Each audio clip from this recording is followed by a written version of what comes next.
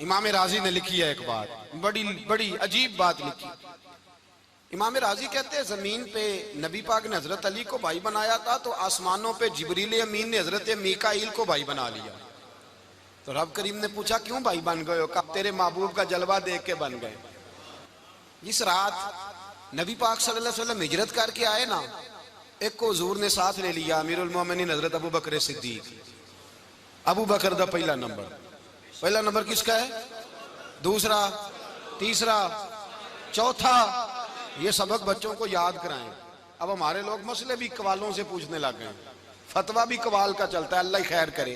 حضرت ابو بکر صدیق کو حضور نے ساتھ لے لیا ہجرت کی رات، اور مولا علی شیر خدا کو بستر پہ سلایا۔ رستے میں بھی بڑا خطرہ تھا، پر بستر پہ اس سے زیادہ خطرہ تھا، اس لیے کہ جب چادر میں لپٹا ہوا کوئی شخص ہے تو کسی کو کیا پتا کون ہے۔ اگر آ کے وہ پردہ نہ ہٹاتے ایسے ہی قتل کر دیتے تو کیا پرسان حال ہوتا، کچھ بھی نہ ہوتا۔ امام راضی کہتے ہیں رب کریم نے فرمایا جبرائیل میکائیل تم دونوں کہتے تھے ہم بھی بھائی بھائی بن گئے ہیں، بتاؤ تم میں سے کوئی ایک دوسرے پہ جان قربان کرے گا جان؟ فرشتے خاموش ہو گئے۔ تو رب نے فرمایا اب نیچے ذرا جلوے تو دیکھو، علی میرے رسول پہ جان قربان کر رہا ہے، جاؤ دیکھو نا جا کے جلوے، تم تو بھائی بھائی بنے تھے۔ فرشتے عرض کرنے لگے مولا ہماری ڈیوٹی کیا ہے؟ فرمایا اب تمہاری ڈیوٹی یہ ہے کہ تم جاؤ زمین پہ، دو تلواریں لے لو اور علی کی چارپائی کے اوپر کھڑے ہو جاؤ، اس نے میرے مصطفیٰ پہ جان قربان کی ہے، اس کی جان کی حفاظت کرو۔ وہاں کھڑے ہو جاؤ۔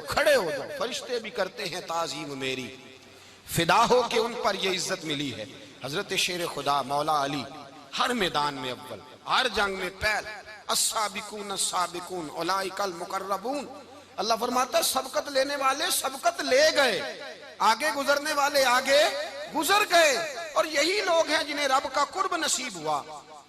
حضرت علی نے مکان نہیں بنایا، ساری زندگی مکان نہیں بنایا، کوئی کاروبار نہیں کیا ساری عمر۔ اب اس پہلو پہ بھی ذرا غور کریں، حضرت علی رضی اللہ تعالیٰ انہوں نے کوئی بینک بیلنس نہیں بنایا۔ صحابہ کرام علیہم رضوان فرماتے ہیں بڑے بڑے رشتے آئے سیدہ فاطمہ کے لیے، بڑے بڑے امیر کبیر لوگوں، حضور نے فرمایا میں رب کے فیصلے کا انتظار کر رہا ہوں۔ ایک دن تینوں یار ان لوگوں کا خلوص دیکھے مولا علی کے ساتھ، حضرت ابو بکر، حضرت عمر، حضرت عثمان۔ حضرت علی ایک یہودی کے باغ میں مزدوری کر رہے تھے تو وہاں گئے اور جا کے کہا علی تو حضور سے سیدہ فاطمہ کا رشتہ کیوں نہیں طلب کرتا؟ تو حضرت علی کہنے لگے بھائیو نہ مکان ہے، نہ گھر ہے، نہ کچھ ہے، رشتہ کیسے مانگ لوں؟ کہا تو جا تو صحیح، ہمیں تو لگتا ہے رسول پاک تیرا انتظار کر رہے ہیں۔ مولا علی شیر خدا کہتے ہیں میں گیا اور جب میں حضور کی بارگاہ میں گیا تو انہوں نے مجھے یار تھے نا، تیار کر کے بھیجا، مجھے لفظ بھی سکھائے کیا کہنے ہیں، لیکن جب میں وہاں پہنچا نا تو میرے اندر طاقت ہی ختم ہو گئی بولنے کی۔ سلام لے کے تو حضور کے پاس بیٹھ گیا، حضور نے فرمایا علی کیسے آئے ہو؟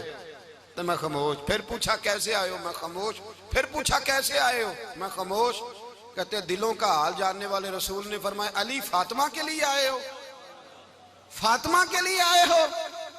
تو حضرت علی کہتے ہیں میرا جواب بڑا نرالا ہے۔ میں نے کہا حضور وہ تینوں میرے پاس باغ میں گئے تھے، وہ تینوں گئے تھے، مجھے انہوں نے بھیجا ہے۔ کہتے ہیں رسول پاک مسکرا دیے، فرمایا علی انہوں نے نہیں تجھے بھیجا، رب کریم نے فاطمہ کا تیرے ساتھ نکاح کر دیا ہے، تیرے لیے فیصلہ ہو گیا ہے، فاطمہ کا تیرے حق میں فیصلہ ہو گیا۔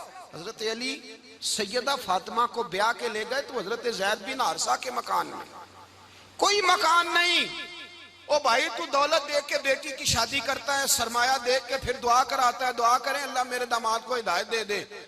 میرے رسول نے بیٹی کی شادی کی تقوی دیکھ کے، پرہیزگاری دیکھ کے، دینداری دیکھ کے، اس شخص کو بیٹی دی جو السابقون السابقون کے درجے میں شامل، جو ان الذین آمنوا وعملوا الصالحات اولئک هم خیر البریہ کے درجے میں شامل، ان کو اپنی بیٹی دی۔ حضرت علی شیر خدا رضی اللہ تعالیٰ عنہ فرماتے ہیں کہ سیدہ فاطمہ الزہرا کو میں بیاہ کے لایا، سارے گھر کے کام حضرت فاطمہ نے کیے، میں مزدوری کرتا 2 گھنٹہ یا 1.5 گھنٹہ، زور سے عصر کے درمیان کام کرتے، 2 کلو کھجوریں ملی تو مولا علی نے اٹھا کے اپنی کمر پہ رکھی۔ باغ کا مالک کہنے لگا علی تھوڑا کام اور کر لو، فرمایا 2 کلو ہو گئیں بڑی ہیں، 1 کلو میرے بچے کھائیں گے، 1 کلو مدینے کے غریب بچے کھائیں گے۔ تو کہا علی کل کیا کرو گے؟ فرمایا کل جو رب زندگی دے گا وہ روزی بھی دے گا۔ تو بندہ مشورہ دینے لگا. مشورہ بھی ہوتا ہے نا قریب سے, مشوروں والے بھی بڑی خرابی کرتے ہیں, اللہ ماشاءاللہ. کہا علی جائز پیسے تو کٹھے کر لینے چاہیے, کیا حرج ہے, جائز کٹھے کر لیں. تو شیر خدا نے ایک جملہ کہا پر شیروں جیسا کہہ دیا. حضرت علی فرمانے لگے مال حرام ہو تو عذاب ہوتا ہے, حلال ہو تو حساب ہوتا ہے. لہذا نہ میں عذاب والا کام کرتا ہوں نہ حساب والا کام کرتا ہوں, میں کٹھے ہی نہیں کرتا. نہ بندہ عذاب